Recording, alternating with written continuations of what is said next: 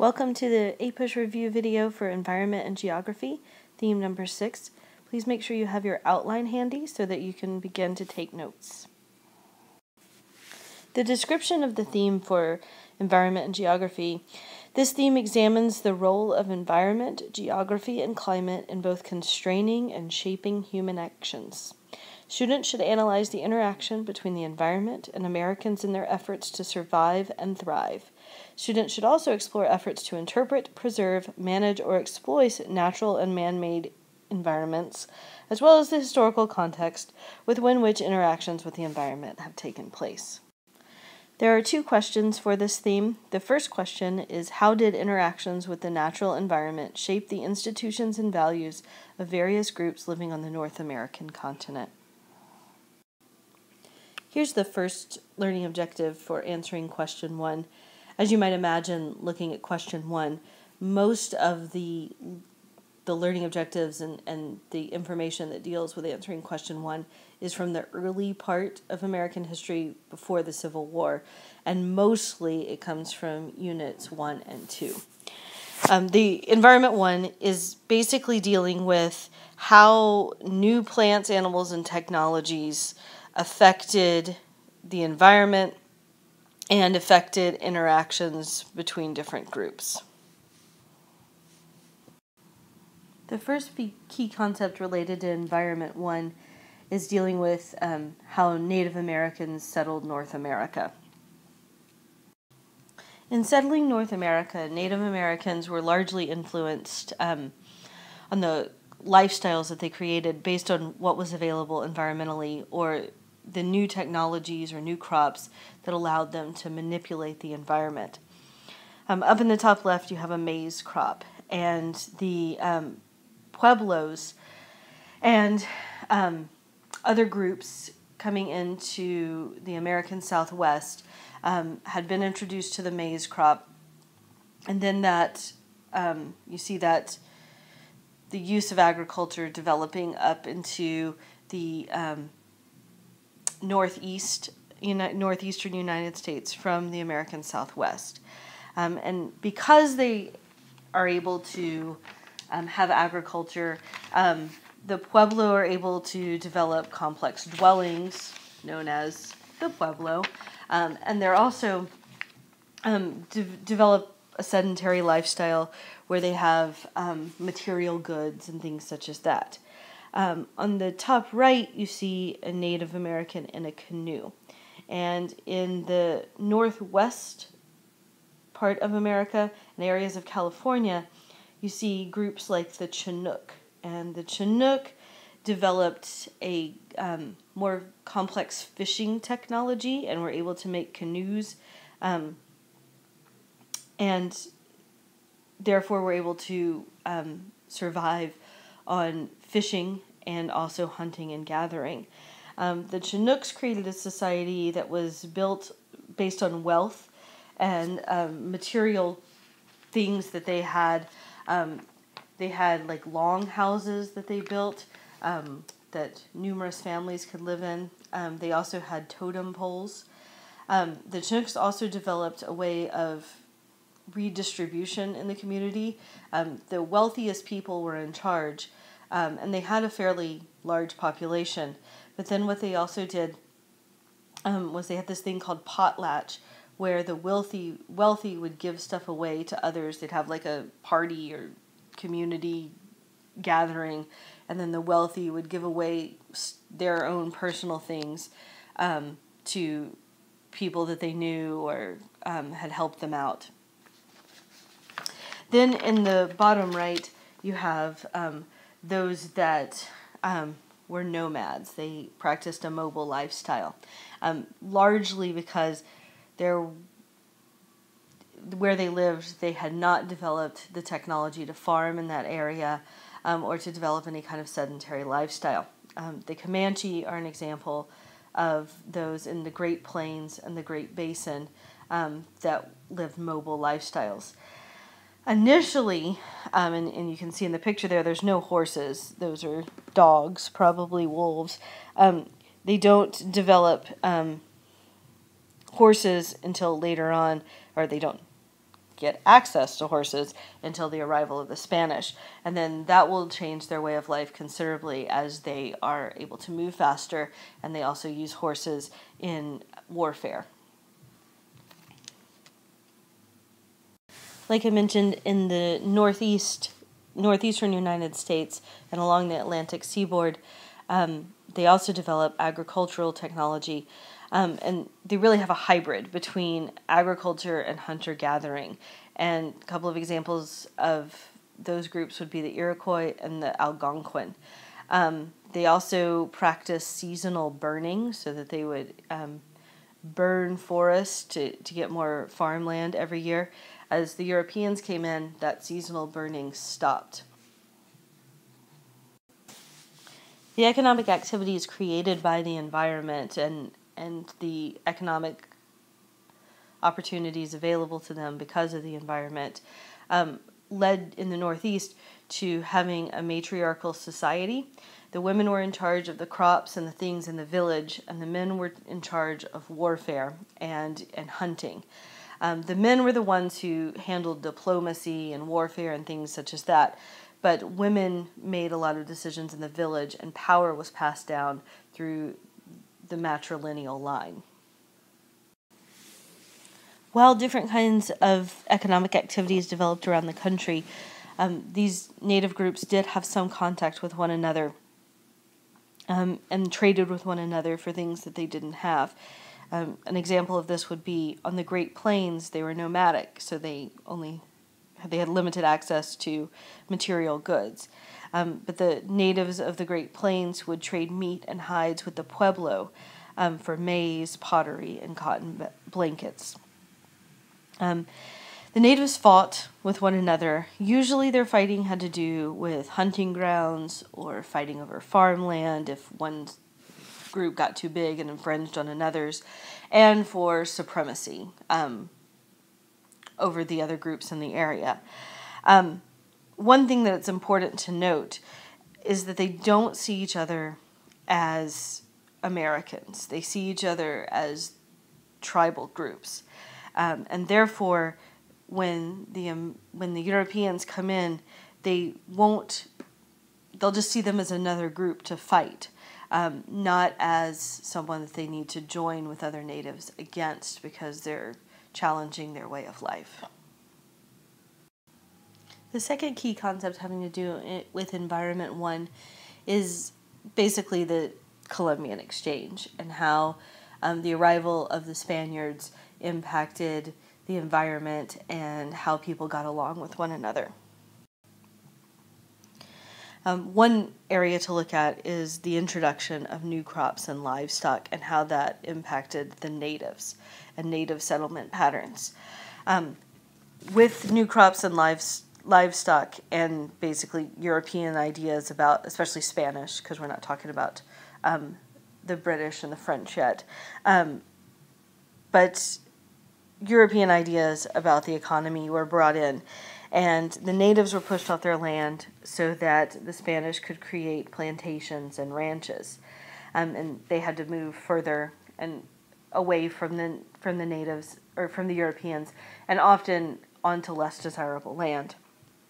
Other natives were usually by force relocated to work as cheap labor on plantations or in mines.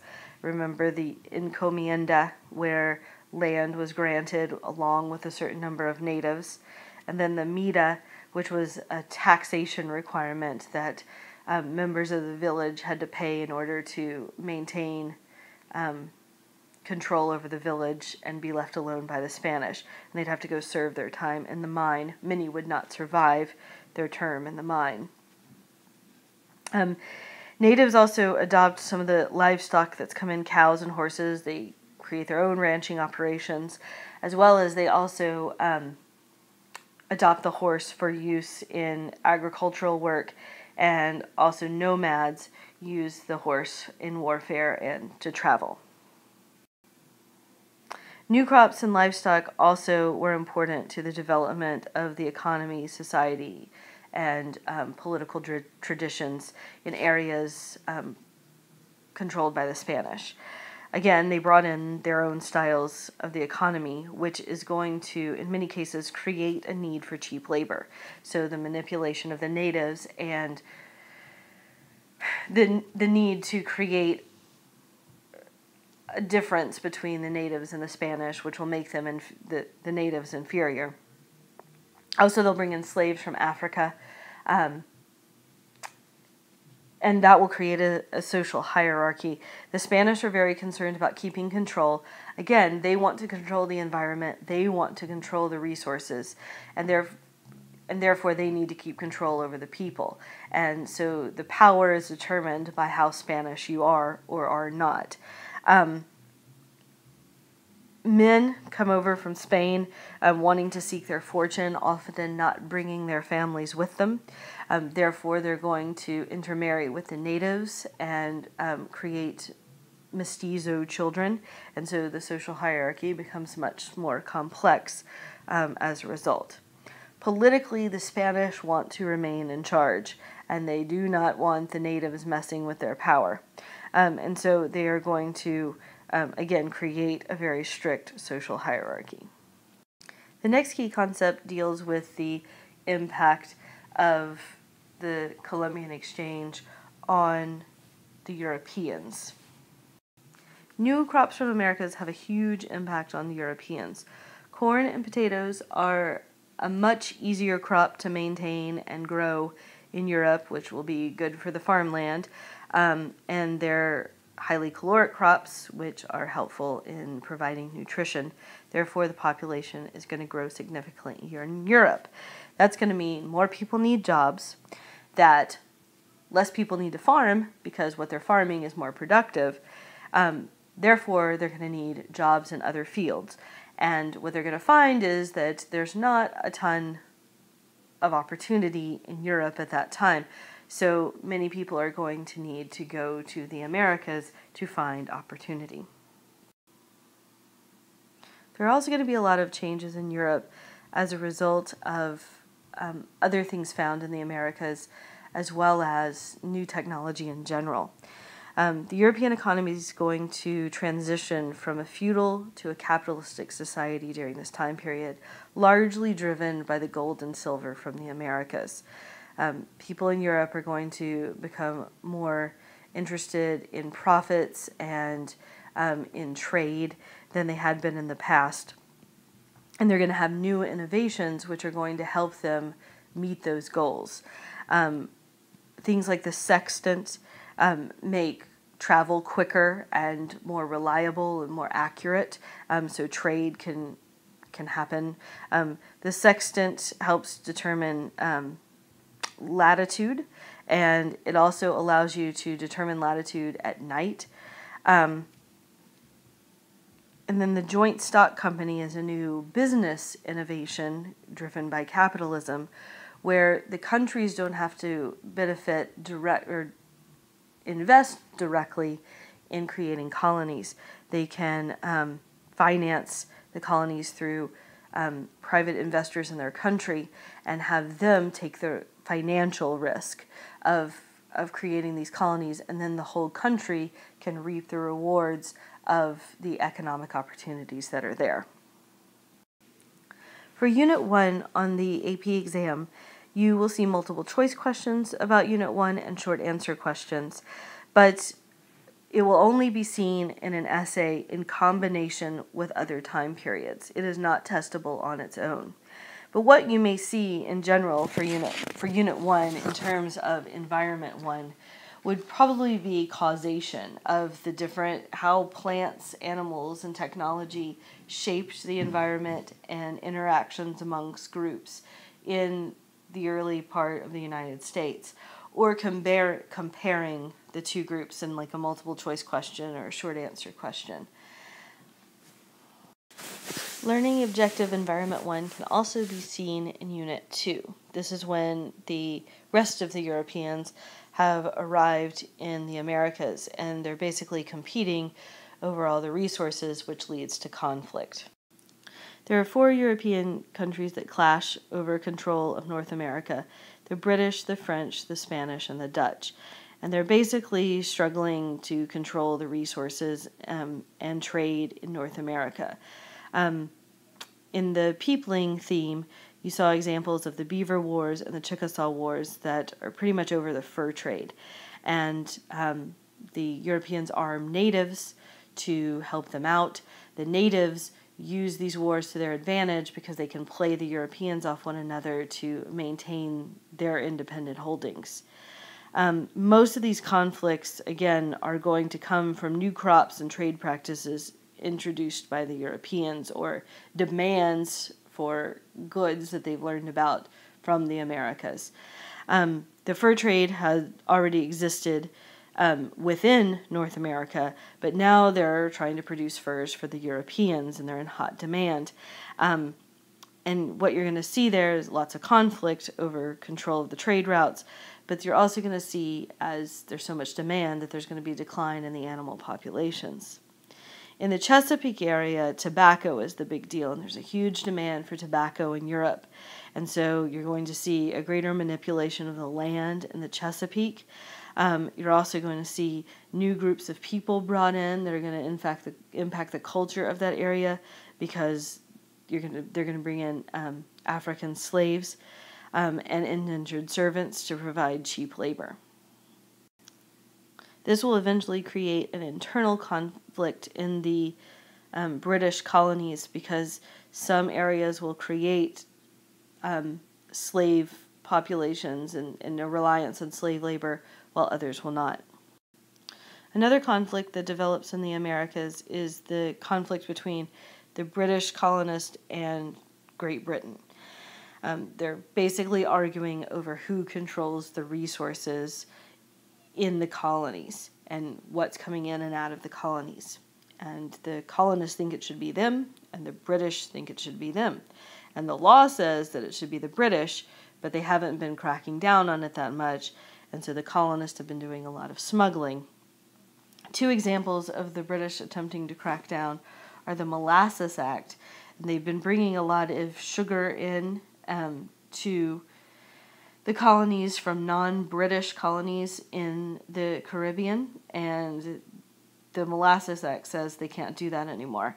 And the American colonists are going to protest this because they're afraid that if they only bring in sugar from the British colonies, that it will cost more, and that will decrease their exports of rum because it will make their rum more expensive.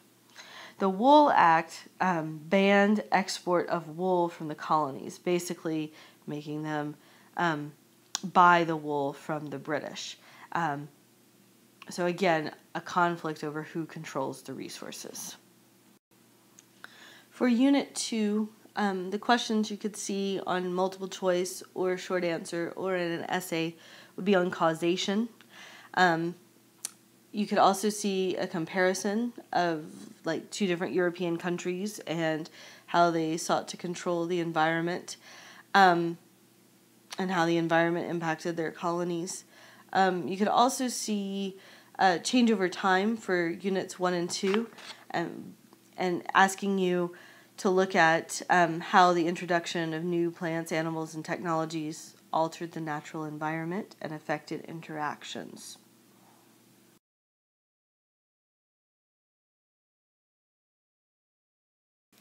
And now we have Learning Objective Environment 2, which relates back to the overarching question number 1. How did interactions with the natural environment shape the institutions and values of North America? And so Environment 1 was asking about how the introduction of new plants, animals, and technologies altered the natural environment and affected interactions among various groups. This one is going to look at how the natural environment contributed to the development of distinct regional group identities. Like Environment 1, Key Concept 1.11 is also used. It, however, is going to be used in a different way. So you want to refer back to what we talked about in Environment 1 for this key concept. However, the information is a little bit flipped the way you want to think about it or talk about it or how it would be asked in a question. In Environment 1, it's looking at how the technology is impacting the natural environment and people's ability to manipulate it. And now it's looking at how does the natural environment contribute to regional differences. A quick reminder, you do have a chart on pre-Columbian Native Americans, and so this might be a good time. You might want to pause it and go find that chart and look over it a little bit. Also in the drive, there's an article from another text that might help you. Or make a note to yourself to go back and look at that later if this is something you really don't remember. The natural environment in parts of North America created economies that demanded cheap labor from Africa. And the Africans that came over, or were forced to come over, tried to maintain some sort of cultural autonomy against the Europeans trying to force culture on them. And we'll talk more about that a bit later in other themes. The native peoples also faced a struggle with Europeans trying to control the natural environment. So we'll talk a little bit more about that. The Spanish sought to control the natives in a number of ways. One of them was the Spanish mission system. They created the mission system to help gain control over North America and in their colonial holdings there.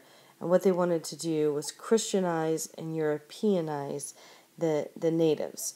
And so they basically altered the way that they interacted with the environment. They wanted them to become Christians and abandon their religions that usually had a greater tie to the environment than Christianity did. And many natives fought back. They tried to rebel or run away from the missions.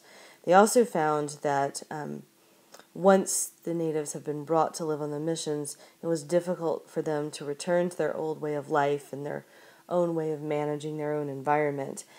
They became workers for Europeans after that because they either weren't allowed to have land or they had lost their old traditions.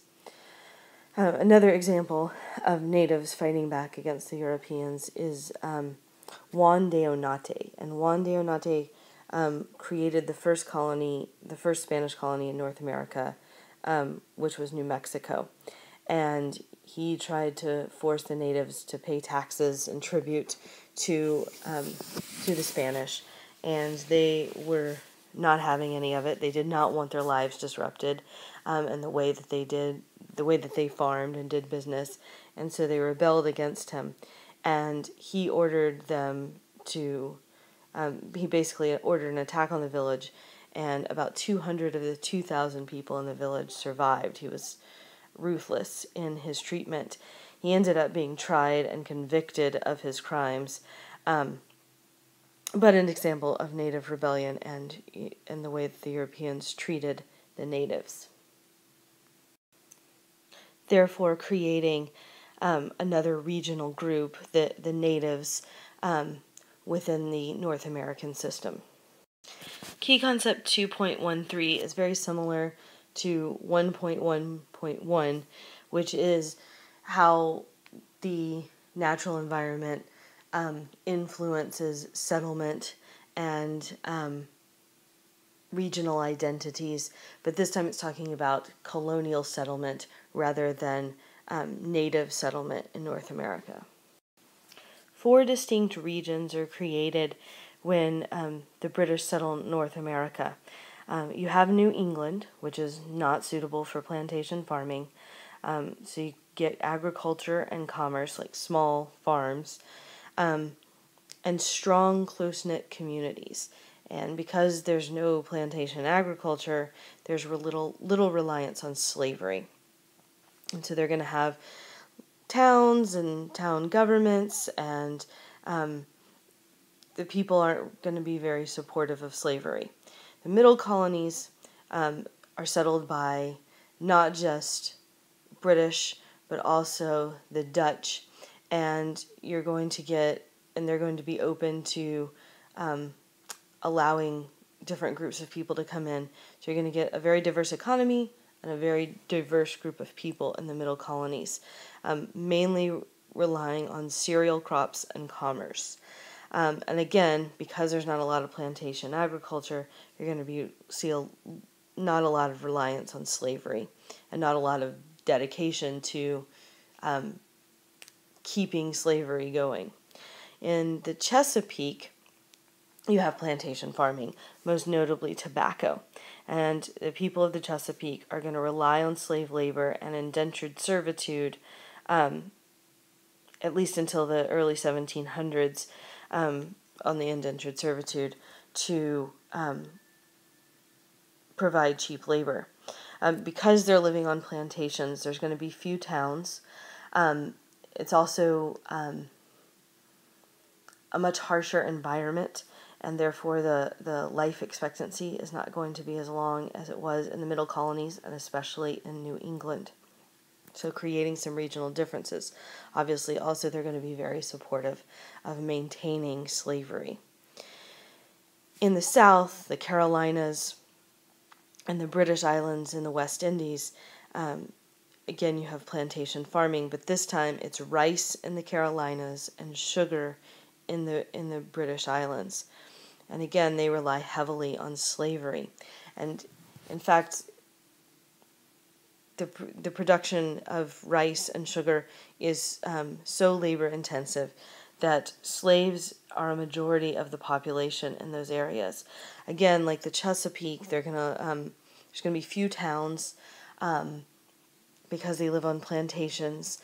It's, again, a very harsh environment, and they're going to create strict codes regarding slavery in order to maintain their control over the slaves. And this is where your first laws about slaves not being people, counting as property, the Barbados slave codes, all of that comes from.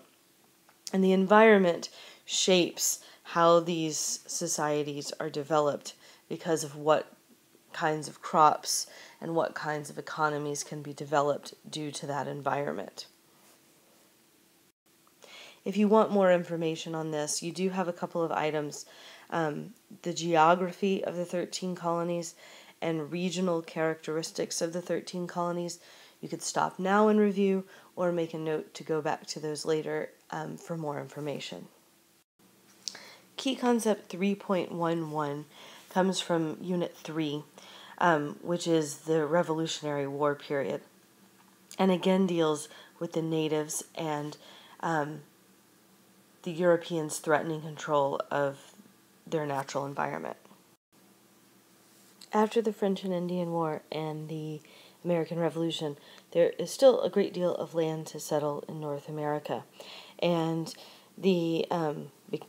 all of this land, of course, is seen by the British colonists and then the Americans as kind of theirs to have, and the natives want to make it clear that it's not theirs, that it's not theirs being the Americans, but that it's theirs being the natives.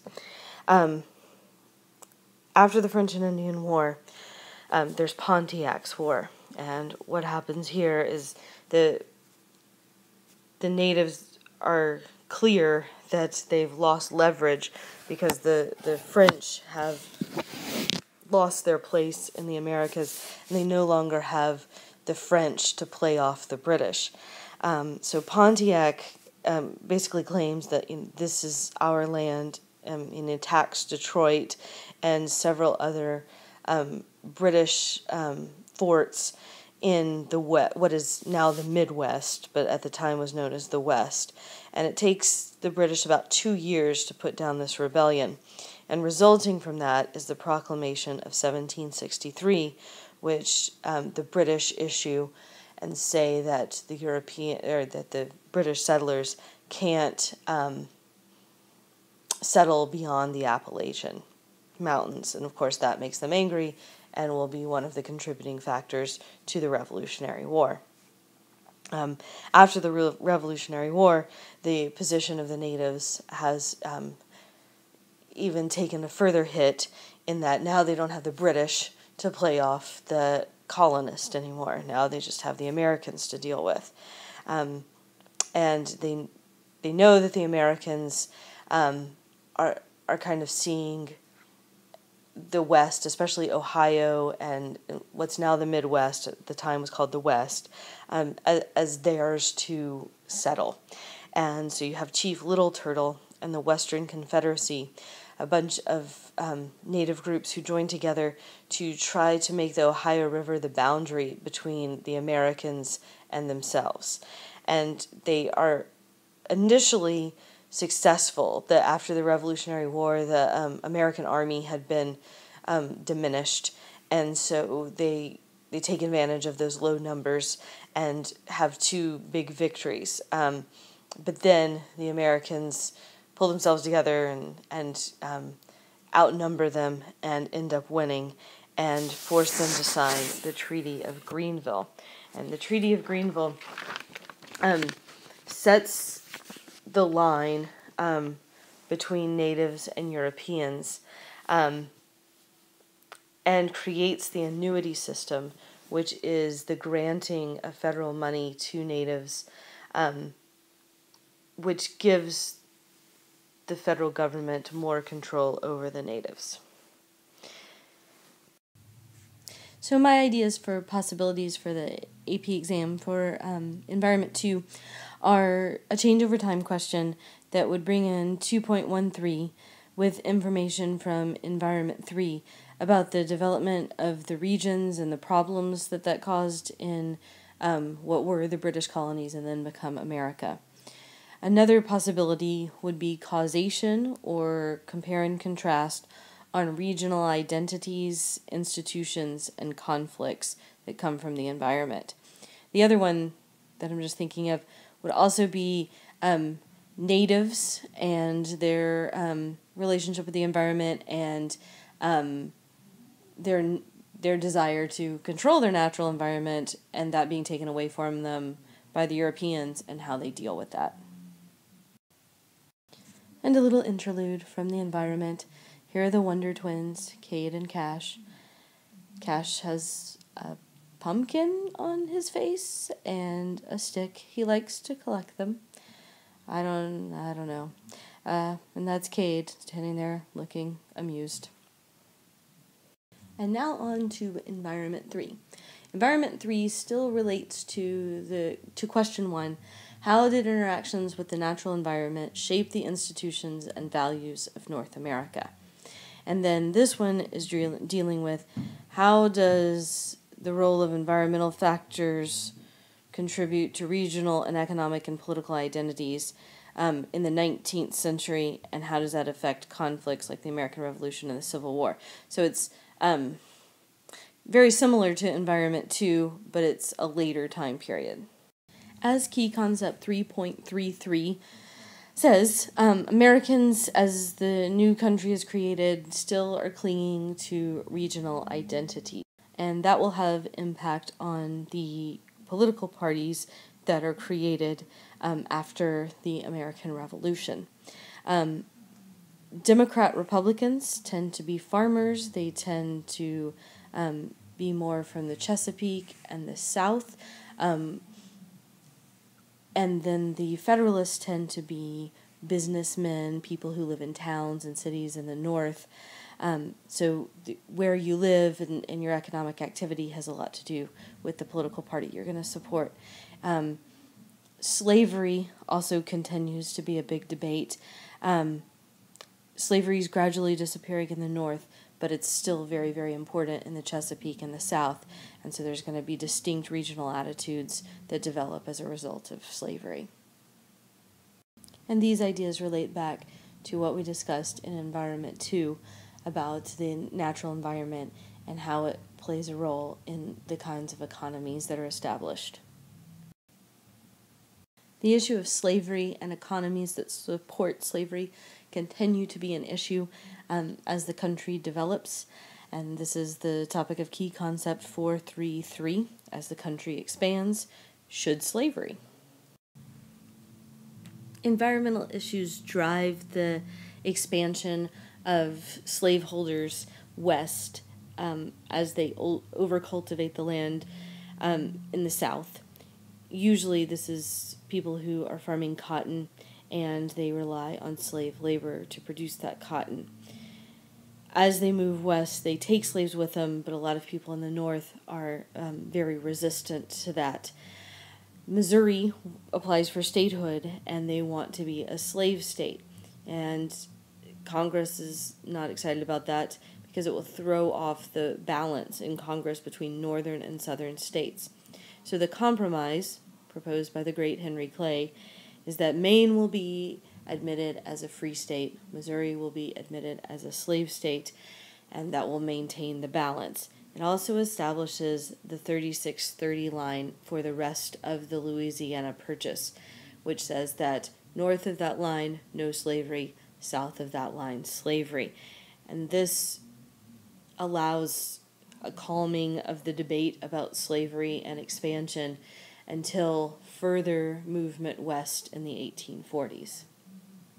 Key Concept 511 addresses the fact that there is still a lot of land out west that Americans see as their manifest destiny to settle, and there's a lot of fertile land and resources which will provide opportunity for the American public, but then will also lead to greater sectional tensions and conflict.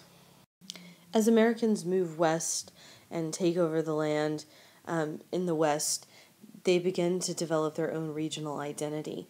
The land out west, many are farmers, and they develop their own specific needs and feelings about what the government should do for them and what they need out of the government.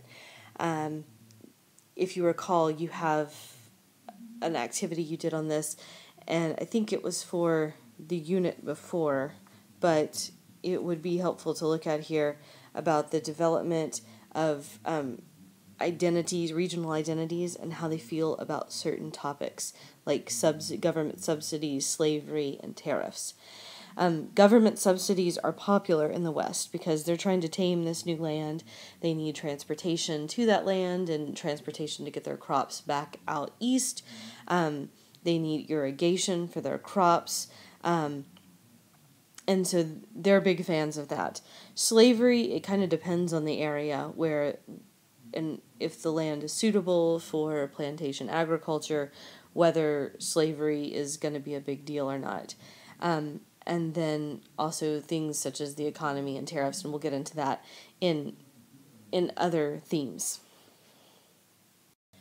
The varying environments and resources available to settlers leads to various regional identities being created, and eventually conflict between those regions will lead to the Civil War. During the Civil War, the resources available to the North and the South have a huge influence on the outcome of the war, and that's what Key Concept 531 deals with. In the North, they have a manufacturing economy, and they have the West that provides food and resources for them. And the South depends on agriculture and still has pretty significant trade with Europe, but they have limited industry except that which they get from Europe. And so ultimately, this is going to hurt the South and be a benefit for the North. The other thing that you see with environment in the Civil War is Sherman's march to the sea, where Sherman marches through the South and pretty much destroys everything in his path. He burns the city of Atlanta, scorched earth policy, basically making it so that the Southerners cannot provide food for themselves, killing animals, whatever it takes to defeat them. In terms of the possibilities for Environment 3, as always, change over time. Like I mentioned before, Environment 2 and Environment 3, and the influence on conflict and regional identities, causation of regional identities, again, a continuation from Environment 2. The other thing that could be a possibility would be to compare and contrast the role of the environment in developing regional identities and conflict that led to the American Revolution and the Civil War. And finally, we have question 2. How did economic and demographic changes affect the environment and lead to debates over use and control of the environment and natural resources? And this one has just two more learning objectives, Environment 4 and Environment 5. Learning objective Environment 4 is analyze how the search for economic resources affected social and political developments from the colonial period through Reconstruction. So this one has a lot of overlap between other themes, so we'll try to be brief about this one.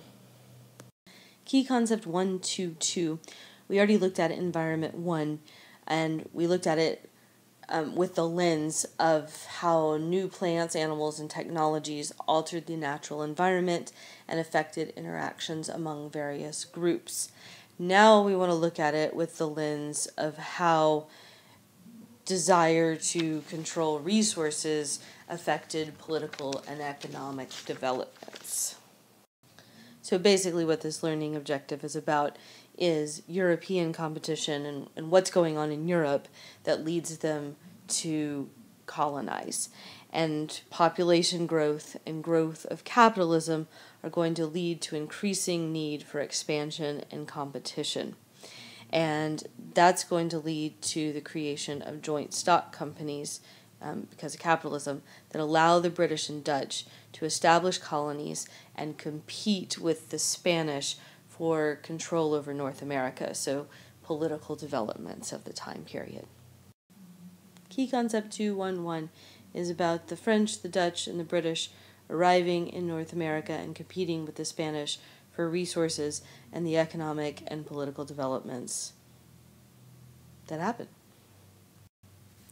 The Spanish end up creating a crown-controlled colonial system, and their goal in the Americas is to exploit the resources of the Americas and the labor of the Americas, and to maintain that control and to exploit as much as possible, they create a strict social hierarchy. The French and the Dutch are a little bit different. They send over fewer people, they have smaller holdings, and basically their goal is to establish trade. And so they have small communities, and instead of really trying to control the native population, they develop trade partnerships with them. That's not to say that they don't have their fair share of things that they do that aren't nice to the natives, but their desire to control the native population is less than the Spanish and the British. The British developed colonial governments with British oversight, but because most of them are created by joint stock companies, they have their own colonial governments, and then they report to the British. Mostly entire families come over, so they separate themselves from the natives. So there's the natives and there's the Europeans. They are there to exploit the resources of the Americas. Because the populations are smaller than the areas that the Spanish are encountering, they don't find native labor all that helpful. And therefore, a lot of the native groups are just pushed to the side, and then they bring in slave labor. But if there's a possibility to exploit the native labor, they will certainly do so. For key concept 311, we've already talked about it in Environment 2. And basically, the same thing applies. In Environment 2, we were talking about how a regional identity is created by the conflict between the natives and the Europeans, and their control over the resources. And pretty much that's the same thing. The political and the economic issues that developed during this time period have already been discussed. Key concept 511 deals with American desire to control the Western economy. As a result of American desire to control the economy out west, you have several new political and economic developments. First of all, the Americans gain land in Texas and the Mexican cession that results from the Mexican-American War. Politically, there are increasing debates over the expansion of slavery, which we've already discussed. a clash with Mexico that results in the Mexican-American War, and then a clash with the natives, where we forcibly take land away from them and move them on to reservations.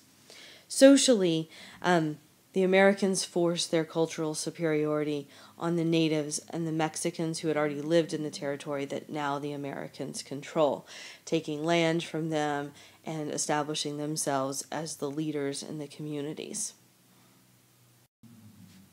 The possibilities for Environment 4, again, change over time in the political and social realm, especially looking at perhaps how the change from Europeans to Americans and how their goals are similar to what the Europeans were doing as Americans move west and how they're different.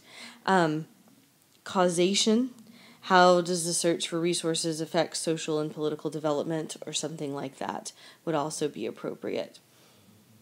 You're almost there. One more learning objective. So here's another little break. This is Cade, and the little dude with the Tigger hat on is J.D. Hudak, Mrs. Hudak's son. This is them. Cade was schooling him on how to sled on Tupperware tops at the Longhorn Park. Some of you runners will recognize that. You'll also recognize Jackson Elementary in the background for those of you who tutor there on Fridays. We're finally here. The last learning objective for the Environment 5. And what they want you to do for this one is explain how and why debates about the policies concerning the use of natural resources and the environment more generally have changed since the late 19th century. Key Concept 6.1.3 addresses the westward movement of the population and developing ideas about conservation. Unit 6 is the Gilded Age, and that's where big business is a big deal, as well as Western migration. And one of the things that people begin to realize during this period is that perhaps we're using too many resources and that we're eventually going to run out of land in the West, and that perhaps we should start thinking about conserving some of these resources. In the period before, it's seen the creation of the first national parks, and there's going to be more created during this time period. The Sierra Club is formed to preserve the wilderness and western landscape in 1892. The federal government creates the Department of the Interior to manage federal land and resources.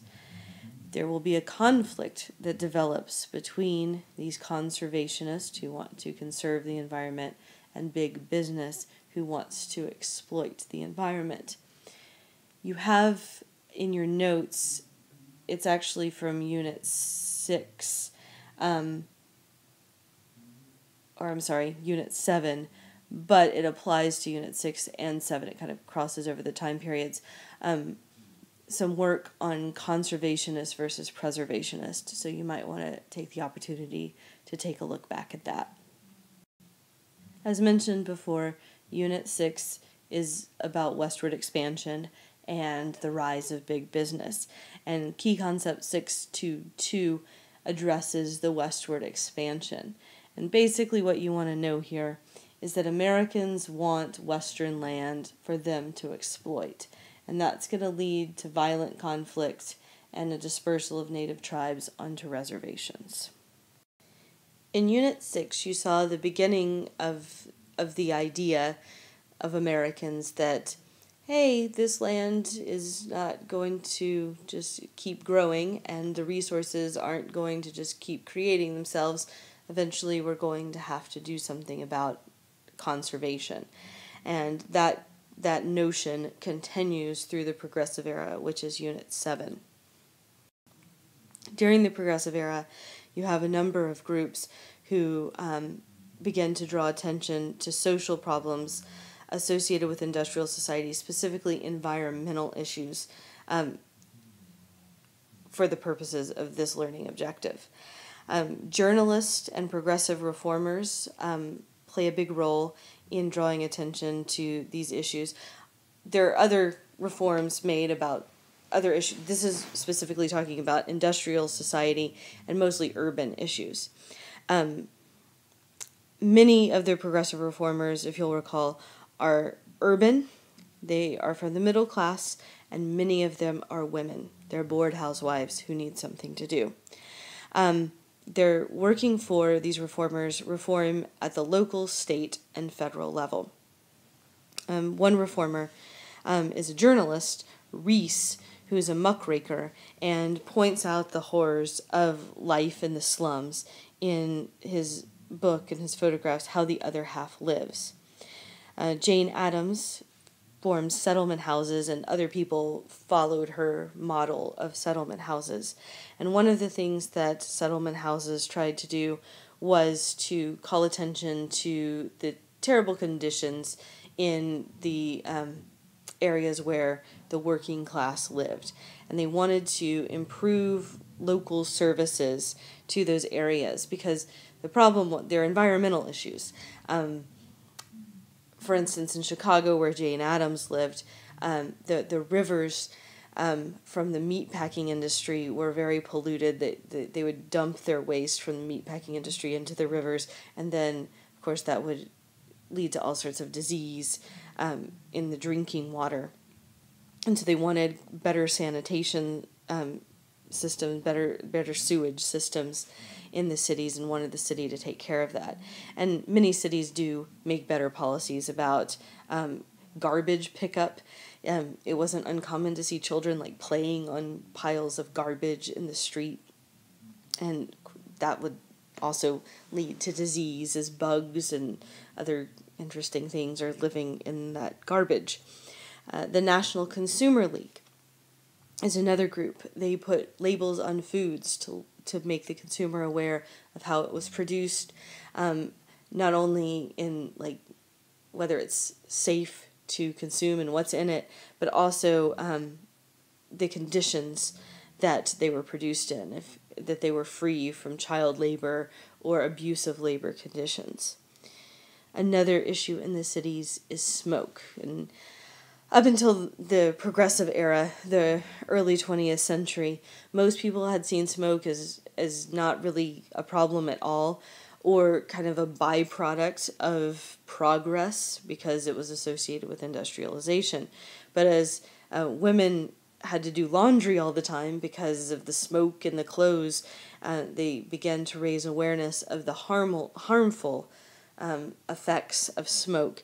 And so you see laws in cities being passed about emissions of smoke and the transition from coal-powered to natural gas-powered.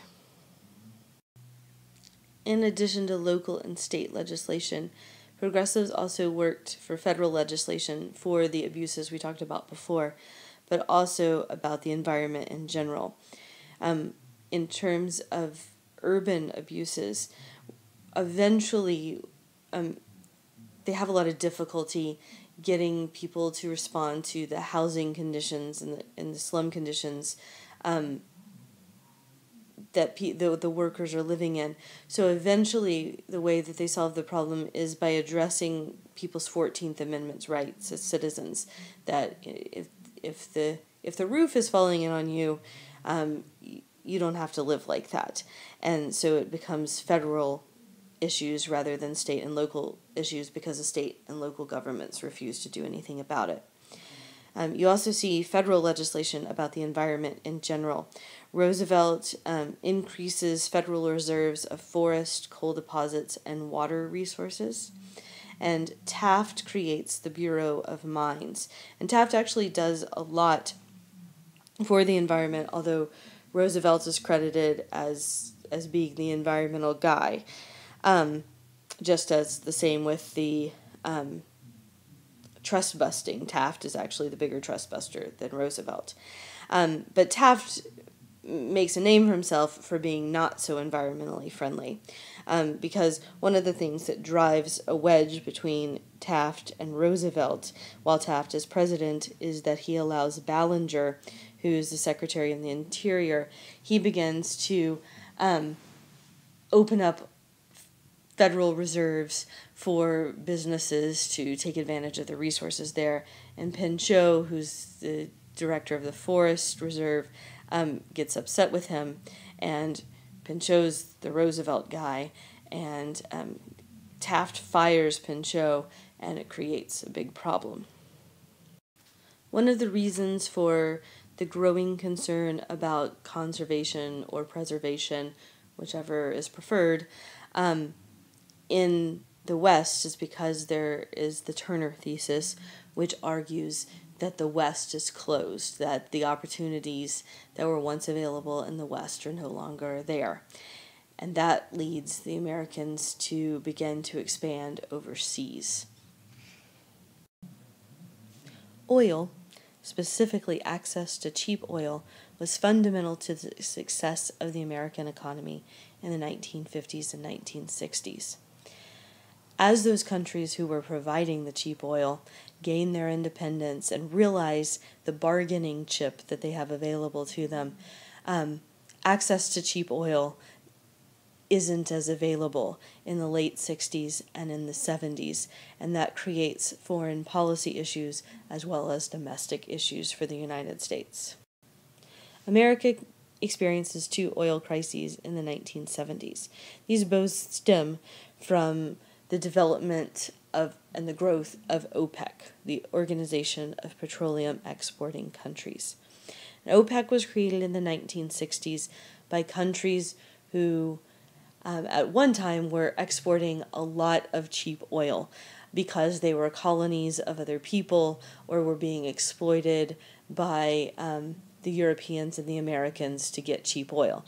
And finally they realized that they should control their oil and the prices, and their power grows throughout the 1960s. And by the 1970s, they are able to control price. And they realize what a bargaining chip is and use it to their advantage because the United States is so dependent on oil. In 1973, we have an energy crisis, and that is because of conflict in the Middle East. The United States is supporting Israel, which most of the other countries in the Middle East are not friends with. And because of that, they cut us off from oil. And oil prices rise 40% in the United States during this time period. In 1979, you have a second energy crisis, mostly due to a shortage of oil because of the Iranian Revolution and the Iran-Iraq War. These energy crises have a huge effect on the United States. Federal policy is created to cut down our consumption of oil. There's a national speed limit, which is 55 miles per hour. People begin to buy smaller, more efficient cars. And American cars at this time are big gas guzzlers. And so the small, fuel-efficient cars are coming from overseas. Therefore, the energy crisis causes a huge hit on the American automobile industry. There's also rampant inflation because the price of oil affects the price of consumer goods and getting them to market and things such as that. There's long lines for gas, and that's what's pictured here. People waited in line sometimes a mile long to get gas.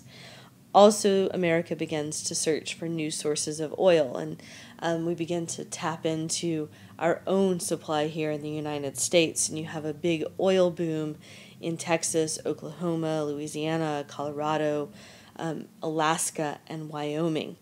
While other parts of the country that don't have oil really struggle, these regions of the country boom. The impact of the oil crisis is that it's going to eventually lead to discussions about a national energy policy. And what that means is that there is a belief in the government and by people who in the United States that there should be a government policy for affordable, sustainable energy.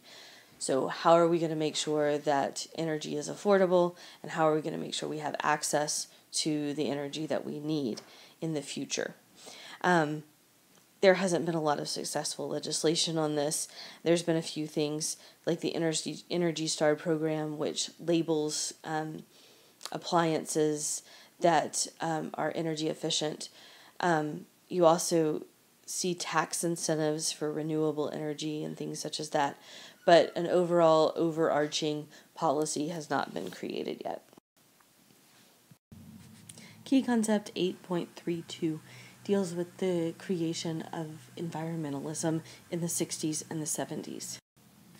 In the 1960s, 1962 to be exact, Rachel Carson publishes Silent Spring, and she wrote about DDT, which was a pesticide, and how it killed bugs, but it was also killing birds, and it was polluting the food supply, and it did not go away it did not dissolve with rainwater and all this stuff, and how terrible it was.